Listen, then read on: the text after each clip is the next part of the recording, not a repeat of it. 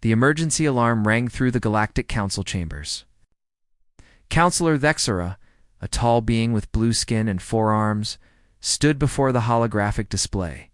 Her face showed worry as she read the distress message again and again. "This cannot be real," she whispered. The message had come from Kepler 44 to B, a small mining colony in the Silent Sector. It was a quiet place where nothing interesting ever happened. 3,000 workers lived there, digging valuable crystals from the planet's crust. They had strong defensive shields and trained security forces. The colony was safe, or so everyone thought, but the message told a different story. The voice of Colony Director Marvin was filled with panic. "Something is attacking us. Our weapons do nothing. The shields are failing. It is too strong. We cannot stop it. Please send help. Please send." Then the message ended with a horrible scream. Commander Ilthus of the Zynthian peacekeeping fleet received the call to investigate. He was a massive warrior, standing 3 meters tall, with gray-armored skin and sharp teeth. His species had fought in 100 wars and won them all. Ilthus had never tasted defeat, and he did not plan to start now. "Prepare the fleet," he ordered his crew. "We leave immediately." 20 warships gathered at the jump point. Each ship carried powerful plasma cannons and energy shields that could withstand almost any attack. The Zynthian military was famous across the galaxy for their strength and discipline. If something had attacked the colony, Ilthus would destroy it and bring the colonists home safely. The fleet jumped through space, traveling faster than light. Within hours, they arrived at Kepler 4 for 2B. What they found made even the fearless Ilthus feel cold inside. The colony was destroyed. Not damaged or broken, but completely erased. Buildings that once stood 50 stories tall were now melted pools of metal. The defensive shields, strong enough to survive asteroid impacts, were torn apart like thin paper. Vehicles lay crushed and scattered across the ground. "Scan for survivors," Ilthus commanded. His crew worked quickly, their instruments searching for any signs of life. Minutes passed in tense silence. Finally, the science officer, a small creature named Pip with large eyes and gentle features, reported the findings. "Commander, there are no life signs. No bodies either. It is like everyone simply vanished." Ilthus walked through the ruins using a protective suit. His heavy boots crunched on broken glass and twisted metal.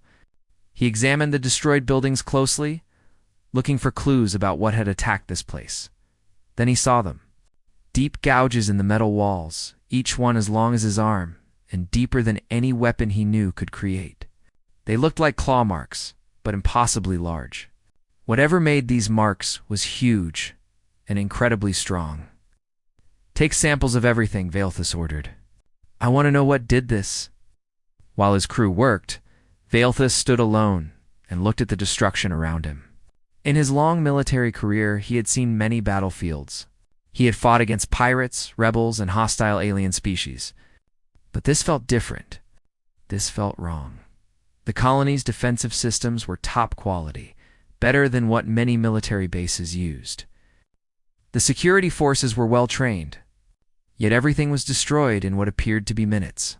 No distress calls, except the first one. No escape pods launched. Whatever attacked here was fast, powerful, and merciless. "Commander," Pip's voice was urgent. "We are detecting a heat signature approaching from deep space." Ilthus rushed back to the command ship. "Show me." The display lit up with data. Something was moving toward them, traveling at incredible speed. The sensors could barely track it. The object's heat signature was massive, far larger than any ship in their fleet. "What is it?" Ilthus asked. Pip's hands moved quickly across the controls, trying to get more information.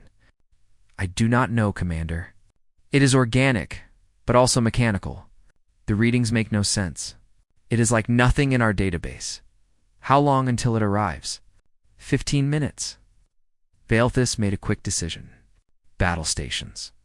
All ships form defensive formation Alpha. Charge all weapons and raise shields to maximum power. The Zynthian fleet moved into position. creating a wall of warships between the approaching object and the destroyed colony. Each ship's weapons glowed with deadly energy. Their shields created overlapping barriers that could stop almost anything. Veilthus stood on his command deck, watching the approaching signature grow larger on the displays. His crew was nervous, he could tell, but they were disciplined and ready. Whatever came out of that darkness, they would face it together, Commander Pip said quietly. I found something in our historical archives. There are old legends about creatures called void leviathans. They were supposed to be extinct for millions of years, ancient species that fed on energy and hunted across the galaxy. Legends are just stories, Veilthus said, but his voice lacked confidence. Yes, Commander. But the description matches what destroyed this colony. And if the legends are true, these creatures are nearly unstoppable. The heat signature was now close enough for visual sensors to detect. Veilthus ordered the image displayed on the main screen. What appeared made his blood run cold. It was massive, larger than 3 of his warships combined.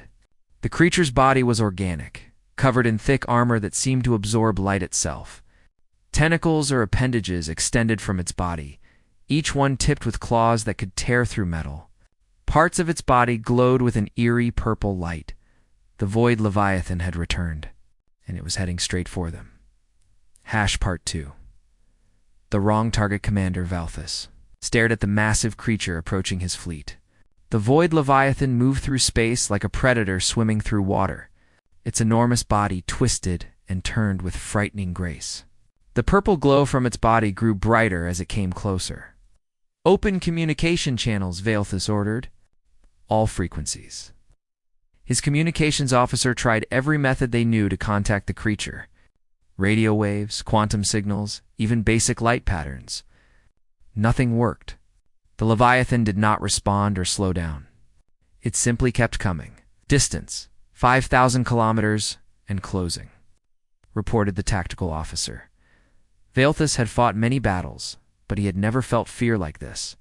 Still, he was a commander, and his crew needed him to be strong. All ships, prepare to fire on my command. Target the center of its body mass. The 20 Xinthian warships aligned their weapons. Plasma cannons charged with bright blue energy. Missile tubes opened, revealing rows of powerful explosives. Every crew member was at their station, hands ready on controls. Fire, Veilthus shouted. The space around the fleet lit up like a star. Hundreds of plasma bolts shot forward, each one hot enough to melt a mountain. Missiles streaked through the void, their engines leaving bright trails. The combined firepower could destroy a small moon. The weapons hit the Leviathan directly. Explosions covered its body in fire and light. For a moment, Veilthus allowed himself to hope. Maybe the legends were wrong. Maybe this creature could be killed with modern weapons. Then the smoke and fire cleared. The Leviathan was completely undamaged. Its dark armor had absorbed every attack without a scratch. Worse, it seemed angry now. The creature opened what looked like a mouth, though it was far too large and had too many teeth. From that opening, a beam of dark energy shot forward. The beam moved so fast that the lead ship had no time to dodge. The energy struck the warship's shields. For a second, the shields held, glowing bright as they tried to absorb the attack. Then they simply disappeared, like someone had turned off a light. The dark energy continued through the ship's hull, cutting it in half. Both pieces exploded in brilliant flashes, evasive maneuvers. Veilthus screamed, "Return fire! Do not let it get close." The Xinthian fleet scattered, each ship moving in different directions while shooting at the Leviathan. But the creature was incredibly fast. It moved between the ships like a shark among small fish. Its tentacles reached out, grabbing a warship and crushing it. The metal groaned and bent before the ship exploded. Another dark energy beam shot forward, destroying a third ship. Then a fourth.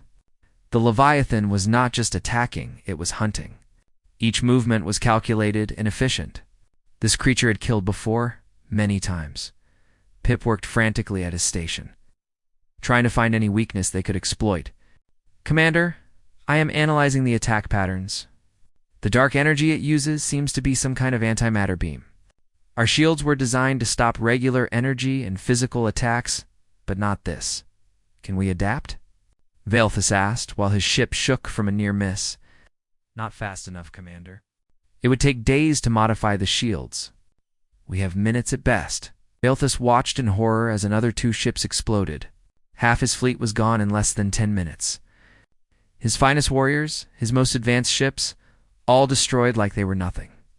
The Leviathan was toying with them, showing no signs of damage or even effort. All ships retreat to jump coordinates, Velthus ordered. It hurt his pride to run, but staying meant death for everyone. We need to warn the Council. But the Leviathan was not finished. It moved with sudden speed, positioning itself between the fleet and their escape route. Several of its tentacles shot forward, piercing through 3 more ships before they could jump away. We are trapped, the tactical officer said, his voice shaking. Velthus made the hardest decision of his life. Pip, transmit all our data to the Galactic Council. Include everything we have learned about this creature. Mark it as Priority 1 emergency. Commander, what are you doing? If we cannot escape, we can at least warn others. The Council needs to know what is coming. Velthus activated the fleet-wide communication. All remaining ships, attack together. Give Pip time to send the transmission. It has been an honor serving with you all. The remaining 7 Xinthian warships turned and flew directly at the Leviathan. They fired every weapon they had, not to destroy the creature, but to distract it. Explosions covered the space between them. Pip worked as fast as his small hands could move. The transmission included battle footage, sensor readings, and most importantly, the Leviathan's trajectory. Transmission sent, Commander. The Council has received it. Good, Velthus said quietly. On his screen, he could see the path the creature was following. It was heading toward the populated areas of the galaxy, specifically toward the Orion Arm. Billions of lives were in danger. The Leviathan struck again. 1 ship, then another, then 2 more. Only Velthus' command ship remained, and it was badly damaged. Fire burned in several sections. The engines were failing. Velthus watched the creature approach his ship. He stood tall, refusing to show fear even in his final moments. For the glory of Xinthia, he whispered. The Leviathan's mouth opened wide. And everything went dark. Far away, in the Galactic Council chambers, alarms rang throughout the building. Councillor Thexera and hundreds of other officials gathered to watch Velthus' final transmission. They saw the battle, the destruction, and the terrible power of the Void Leviathan. When the transmission ended, silence filled the chamber. No one spoke for a long time. Finally, someone asked the question everyone was thinking. What do we do now? A junior analyst, a young creature named Rix with spotted fur, studied the trajectory data. His eyes grew wide with shock. Counselors, I have calculated where the Leviathan is heading. According to its current path, it will reach a system called Sol in approximately 72 hours. Sol. Thexara searched her memory. Is that not where the humans live? That primitive species we denied council membership? Yes, Counselor. Earth is in the Sol system. Population, 12 billion. Military strength, minimal. They only developed faster than light travel 50 years ago, another council member spoke up. Then those humans are doomed. We should evacuate nearby systems and prepare for the Leviathan to continue its path of destruction. But Thexara was already composing a warning message to Earth. It was the least they could do. Part 3. An unfortunate mistake, Cadmiral Sarah. Chen sat in her office on the Terran Space Command Station orbiting Mars. She was reading reports about new ship designs when her communication screen lit up with an urgent Priority 1 message. The symbol of the Galactic Council appeared, something that rarely happened since Earth was not an official member. Sarah opened the message and listened carefully. Councillor Thexera appeared on the screen, her forearms moving in agitation as she spoke about a creature called a Void Leviathan. She described the destruction of the mining colony and the complete annihilation of Commander Velthus' fleet. Finally, she delivered the grim news. The creature was heading toward Earth and would arrive in less than 72 hours. When the message ended, Sarah sat quietly for a moment. Then she pressed a button on her desk. "Get me the Security Council." Immediate meeting. Within an hour, representatives from every Earth nation gathered via holographic projection. Sarah stood at the center, her gray hair tied back, her uniform perfectly neat. She had fought in the Mars Rebellion and the Titan War. She had seen death and destruction. But this was different. "We have a situation," she began, and explained everything the council had sent. The reactions were mixed. Some representatives panicked, suggesting immediate evacuation. Others wanted to try diplomacy with the creature. A few thought the warning might be a trick or test from the council. The Russian representative, General Volkov, spoke firmly. "How many ships do we have that can fight?" 12 military vessels, Sarah answered. "The carriers Moscow and New York, destroyers Hampton and Zhenghe, 6 cruisers, and 4 support ships. The council had 20 advanced warships, and they were all destroyed in minutes." "Then we evacuate," said the Indian representative. "Get as many people off Earth as possible. Evacuate to where?" Sarah asked. "We do not have enough transport ships to move even 1% of our population. And if this creature can destroy military fleets, what will stop it from hunting down civilian transports?" The room fell silent. Everyone knew she was right. The Chinese representative, Admiral Wu, leaned forward. "Admiral Chen, what do you recommend?" Sarah took a deep breath. "We fight. We use every advantage we have. And we make sure that if we go down, we hurt this thing badly enough that others might have a chance to finish it." The council said their weapons did nothing to it. Someone protested. "The council uses energy weapons and plasma technology," Sarah replied. "We still use kinetic weapons, nuclear warheads, and good old-fashioned explosives. Maybe this creature's armor can absorb energy, but let us see how it handles a few tons of metal moving at 30% light speed." General Volkov smiled grimly. "I like this plan. When do we begin?" "Immediately. We have 70 hours to prepare. Move all 12 military ships to Jupiter's orbit. That is where we make our stand. If we fight near Earth and lose, the debris alone could kill millions. Out by Jupiter, we have room to maneuver." Over the next 3 days, Earth transformed into a war machine. Scientists worked around the clock to modify weapons. Engineers attached nuclear warheads to missiles that were never meant to carry them. Mathematicians calculated trajectories for kinetic strikes. Chemists prepared experimental explosives. The Galactic Council watched these preparations with confusion and pity. They sent messages offering to document humanity's final stand, to preserve Earth's legacy for future species. Sarah sent back a simple reply: "Save your documentaries. Just send us all the data you have on this creature." When the 12 human ships reached Jupiter's orbit, Sarah stood on the bridge of the carrier New York. Around her, the crew worked with calm efficiency. They were scared, she knew, but they hid it well. Humans had always been good at hiding fear while preparing for violence. "Admiral, we are receiving the live feed," her communications officer reported. "The Council is broadcasting our battle to the entire galaxy." "Let them watch," Sarah said. "Weapons status? All railguns loaded and charged. Nuclear missiles ready. The experimental quantum torpedoes are armed. And the Javelin is prepared." The Javelin was humanity's secret weapon, a modified cargo ship filled with dense metals and equipped with engines that could push it to near-light speed. It was essentially a giant bullet, and it was aimed right at the Leviathan's projected path. "Movement detected," the sensor officer called out. "The target is entering the system. Distance: 8 million kilometers and closing fast." On the main screen, the void Leviathan appeared. Even through cameras millions of kilometers away, its size was terrifying. Its dark armor seemed to drink in the light of the sun. Its tentacles moved in patterns that hurt to watch. "All ships hold position," Sarah commanded. "Wait for my order."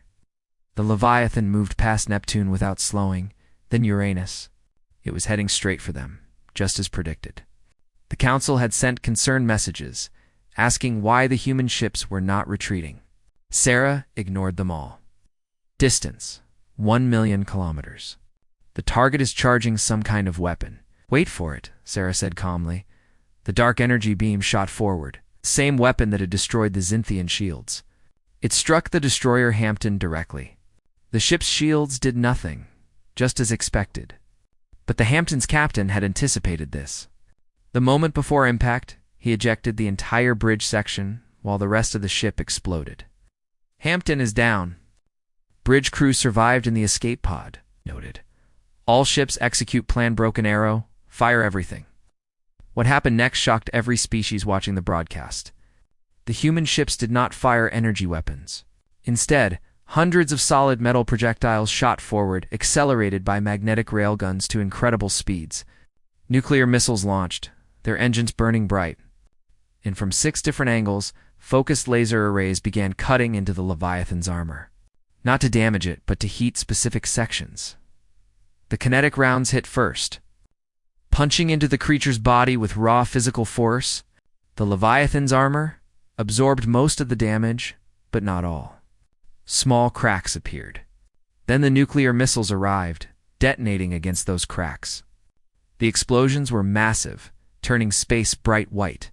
The Leviathan roared, a sound that traveled through space itself. It had been hurt. Not badly, but hurt. Part 4. The hunt begins. The void Leviathan thrashed in pain. Thrashed! Something it had not felt in thousands of years. Its dark armor, which had turned aside energy weapons with ease, was cracked and bleeding strange purple fluid. One of its feeding tentacles hung limply, severed by a well-placed kinetic strike. Admiral Sarah Chen watched the creature's movements carefully. It is learning, adjusting. Fire the quantum torpedoes now, before it adapts. 2 sleek missiles launched from the cruiser Beijing. They were experimental weapons, barely tested, designed by Earth's best. Scientists using theories that most aliens thought were impossible. The torpedoes did not explode on impact. Instead, they penetrated the Leviathan's armor and detonated inside its body. The explosions were small, devastating. They created tiny quantum singularities, black holes that existed for only microseconds, but tore through organic tissue like chainsaws. The Leviathan's roar became a shriek of agony. Distance increasing, the sensor officer reported. "The target is retreating. It is running," someone whispered in disbelief. Sarah nodded slowly. "Damage report. We lost the Hampton and the cruiser Delhi. The Moscow is heavily damaged but operational. The rest of the fleet is functional. Casualty count, 412 personnel." It was a high price, but they had survived. More importantly, they had done what Commander Valethus' much larger fleet could not. They had hurt the Leviathan badly enough. To make it flee, the communication screen lit up with an incoming call from the Galactic Council. Counselor Thexera appeared, her face showing complete shock. "Admiral Chen, we witnessed the battle. We cannot believe what we just saw. You defeated a void Leviathan." "You wounded it, Counselor, not defeated it," Sarah corrected. "And wounded predators are the most dangerous kind." "What do you mean?" "I mean that creature is hurt, angry, and now it knows we can harm it. It will either avoid humans completely, or it will come back with a different strategy. Either way, it is still out there, still a threat to every species in this galaxy." Another council member appeared on the screen. "Admiral, you have done enough. You saved your world. Leave the Leviathan to us. We will find a way to deal with it." Sarah's expression hardened. "With all respect, Counselor, you already tried that. Commander Valethus tried that. That creature destroyed a mining colony, killed thousands, and wiped out an entire fleet. Now it is wounded and unpredictable. Someone needs to track it down and finish this." "You cannot be serious," Thexera said. "Your fleet is damaged. You have already lost ships and personnel. Admiral, you won. Go home. We have a saying on Earth," Sarah replied. "If something attacks your home, you do not just defend. You make sure it can never attack anyone's home again. We are going after it. Forbid this action," another counselor said firmly. "You are not members of the Galactic Council. You have no jurisdiction outside your own system. You will stand down immediately." Sarah looked directly at the camera. "We did not ask for permission, Counselor." Chen out. She closed the communication channel. General Volkov's face appeared on a private line. Sarah, the Council will not like this. We could face sanctions, trade restrictions. Let them try, Sarah said. We just proved we can hurt things that their best warriors cannot. They will complain, but they will not stop us. Deploy the tracking satellites. We need to follow that creature's energy signature. Over the next week, Earth's fleet pursued the Void Leviathan across multiple star systems. The creature was fast, but it was also bleeding. The quantum torpedoes had done internal damage that would not heal quickly. It left a trail of radiation and organic debris that human sensors could follow. The chase led them to 3 more disaster sites. On a small agricultural world called Pentos 3, they found another destroyed colony. The attacks were getting worse. The Leviathan was no longer just killing, it was feeding, trying to heal itself by consuming energy from power plants and ships at a Council science station orbiting a dying star. They found the wreckage of 6 research vessels. The scientists had tried to communicate with the creature, believing they could reach an understanding. They were wrong. The Leviathan had torn through their ships and consumed their reactor cores. How many more will die before we stop this thing? Asked Captain Torres of the destroyer Zhang He. None. If we do our job right, Sarah answered. She studied the data her crew had collected. Patterns were emerging. The Leviathan was attracted to high-energy signatures.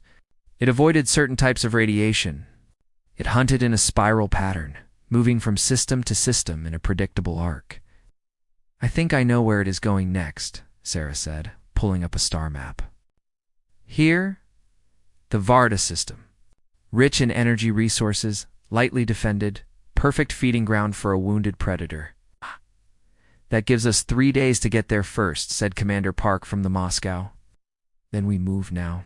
But we are not going to wait for it to arrive. We are going to set a trap. Sarah's plan was complex and dangerous. First, they would create a false energy signature, making it look like Varda had even more resources than it actually did. This would draw the Leviathan in. Second, they would seed the surrounding space with a specific type of radiation that made the creature uncomfortable, creating a narrow corridor where it would have to approach. Finally, they would position the fleet in a formation that would allow them to strike from multiple angles simultaneously. You were creating a kill box, General Volkov said when he saw the plan. Just like we used against the Mars rebels. Exactly, Sarah confirmed. The Council species have forgotten how to think like predators. They have been civilized for so long that they fight like gentlemen, with rules and honor. But that creature is not honorable. It is a hunter. So we need to think like hunters too. The human fleet arrived at Varda 2 days before the Leviathan was expected. They positioned their ships carefully, each one hidden behind asteroids or debris fields. They deployed drones that broadcast false energy readings. They scattered radiation-emitting satellites in a pattern that created a narrow path through the system. While they worked, other species watched. The Council had been broadcasting everything, and now the entire galaxy was following the hunt. Some species cheered for the humans. Others were horrified by their methods. But everyone was watching. Captain Rodriguez of the cruiser Nairobi reported from her hiding position.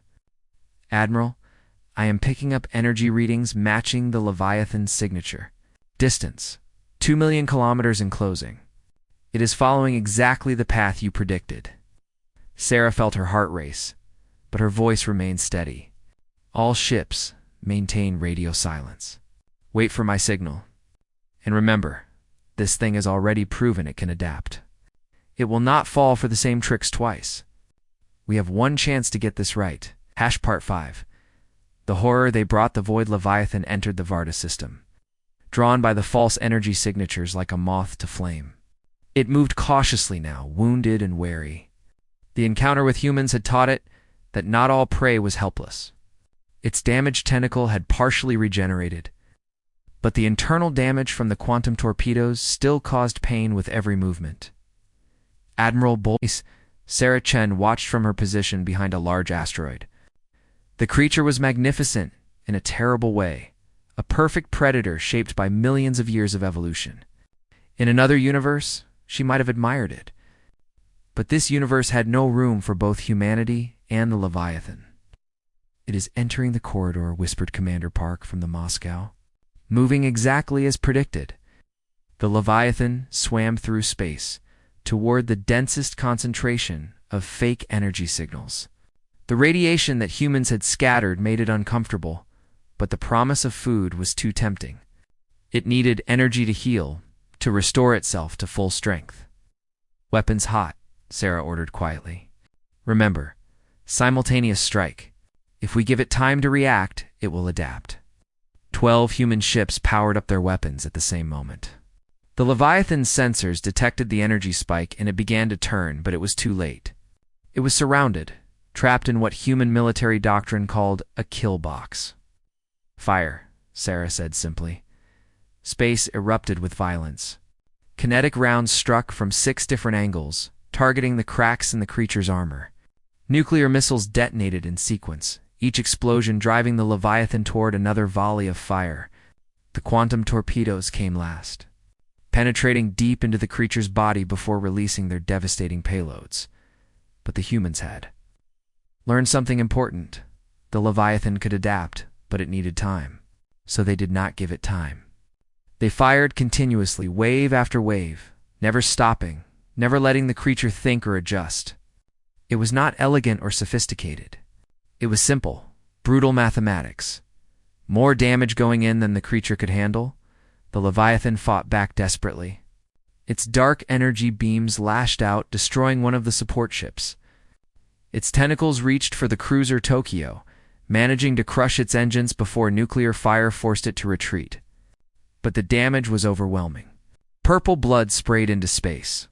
Chunks of armor broke away. The creature's movements became erratic, panicked. "It is dying," someone said with awe.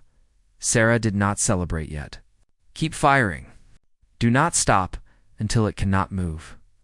The Leviathan's final moments were terrible to witness. It thrashed and screamed, a sound that was somehow audible across the void. It tried to flee, but its damaged body could not generate enough speed. The human ships pursued, showing no mercy, no hesitation. They had a job to do, and they would finish it. When the creature finally stopped moving, its body drifting in space like a small moon, Sarah gave the order to cease fire. Silence fell over the battlefield, broken only by the quiet sounds of damaged systems and the breathing of exhausted crew members. "Confirm termination," Sarah ordered. The sensor officers studied their screens carefully. No life signs detected. No energy readings. No movement. "Admiral, the target is eliminated." Throughout the fleet, people began to cheer. They had done it. They had hunted down and killed a creature that legend said was unstoppable. But Sarah did not cheer. She looked at the holographic display showing the casualty reports. The support ship Unity was destroyed with all hands. The Tokyo lost half its crew. Hundreds were wounded. The price had been high, but the galaxy was safe.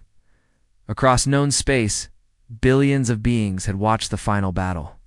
In the Galactic Council chambers, there was no sound. Counselor Thexera stared at the screen long after it went dark. Around her, other council members sat in stunned silence. Finally, someone spoke. They did not try to communicate with it. They did not attempt to capture or study it. They simply hunted it down and killed it. "Like predators," another counselor whispered. Thexera felt a chill run through her body. She had studied Earth's history when they first applied for council membership. She had read about their wars, their weapons, their long history of violence. But reading words in a file was different from watching it happen in real time. The humans had not fought like civilized species. They had fought like something from the ancient past, from the days before laws and treaties and diplomatic solutions. They had fought like the galaxy's own ancestors once fought, in the brutal times before civilizations softened their edges. "We need to contact them," Dexor said. Immediately, the communication channel opened. Admiral Sarah Chen appeared on the screen, her uniform dirty, her face showing exhaustion. Behind her, crew members worked to repair damage to their ship. Counselor Sarah said simply, "Admiral Chen, the Galactic Council wishes to formally thank you for eliminating the Void Leviathan threat. Your actions have saved countless lives across multiple systems. We did what needed to be done, Counselor. Dexera hesitated, then spoke carefully. Admiral, the Council has reviewed Earth's application for membership. In light of recent events, we are prepared to grant immediate full membership with all rights and privileges. Sarah smiled, but it was not a happy smile. Let me guess, Counselor. You are granting us membership not because you respect us, but because you are afraid of us. The silence that followed confirmed her words. I thought so, Sarah continued. You spent decades telling us we were too primitive, too violent, too dangerous for civilized space. You denied our applications because we still had wars and weapons. But when something threatened the galaxy, when your own warriors fell, you needed those same primitives to save you. Admiral, that is not entirely fair, is it not? Counselor, we will accept membership in the Galactic Council. Not because we need your approval, but because someone needs to protect the species who have forgotten how to protect themselves. You have had peace for so long that you forgot the price of peace. You forgot that sometimes violence is necessary. You forgot how to fight the monsters that still exist in the dark places of space. Sarah stood up, her full height visible on the screen. So here's what happens next. Earth joins the Council, and we become the species that handles situations like this. When something attacks, when diplomacy fails, when mercy becomes suicide, you call us. Because we remember how to do the things that civilized species cannot stomach anymore. Dexera found herself nodding slowly. And if we refuse, then the next time a void Leviathan or something worse shows up, you die. Simple as that. Your choice, Counselor. The council member from the Xinthian delegation, a replacement for the deceased Commander Vaelthus, spoke up. Some will say your methods are barbaric, that you fight without honor. Sarah's expression hardened. Honor does not stop claws from tearing through holes. Honor does not bring back dead colonists. Honor is a luxury that predators do not have. And make no mistake, Counselor, every species in this galaxy was once a predator. You have just forgotten what that means. We have not. The transmission ended with Earth's formal acceptance of Council membership. The galaxy now had a new member, one that terrified as much as it protected in the days that followed. Historians and philosophers debated what humanity's arrival meant for the galaxy. Some saw them as necessary guardians, dangerous but essential. Others worried about what would happen if humanity ever turned its violent skills toward conquest instead of protection. But in dark corners of space, where things still lurked that civilized species preferred to forget existed, a new message began spreading. Avoid the Sol system. Avoid the humans. They hunt.